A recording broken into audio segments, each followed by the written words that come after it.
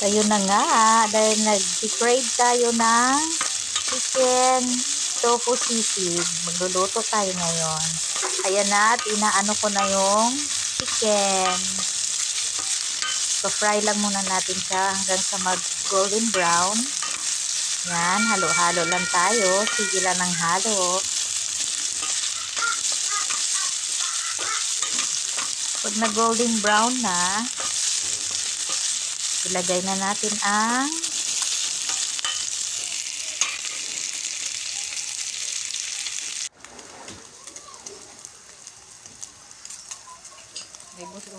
margarine. Totally kung may butter naman kayo, pwede naman mag-butter. Pero in case sa akin kasi, margarine yung nandito sa bahay. So, margarine muna tayo ngayon. Yan na, halu-haluin lang natin yung margarine. Lagay natin yung bawang.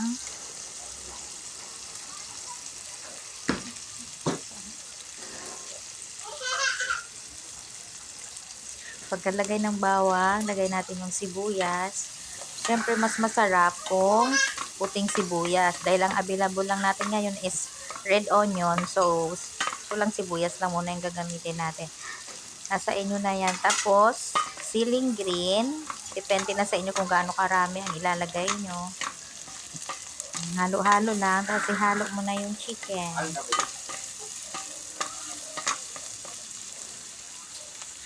Pagkahalo-halo, ilagay na natin ang tofu, fried tofu. Ihalo lang natin siya sa chicken. Depende na rin sa inyo kung gaano kaliliit ang hiwa nyo ng tofu. Para sa akin, ganyan lang kaliliit. Okay na yan.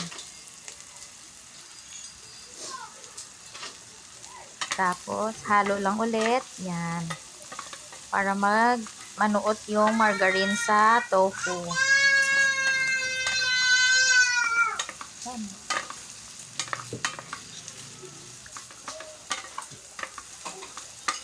Halo-halo lang mga kaamor.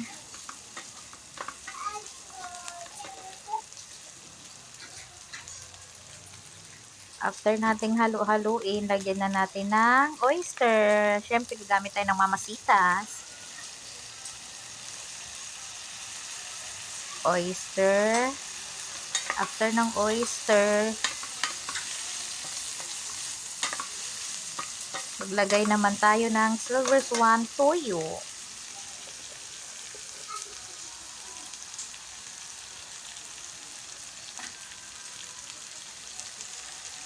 Yan.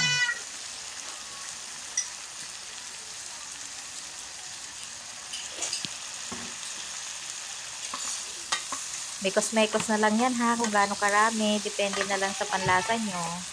Huwag din damihan ng toyo kasi aalat na siya. Meron na rin pala yung paminta, kaya hindi na ako naglagay dyan. Patayan na. Ako niya. Yan lang, finish.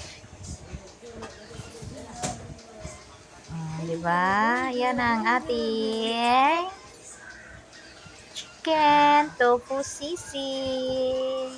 Arat na mga kamars. Arat na mga kaamors. Kain na tayo. This is it, pansit. Kasi grabe ang crave ko ngayon. Gusto ko pa ng anghang. Well, pagkatapos natin kumain, ayan na, pagpulutan.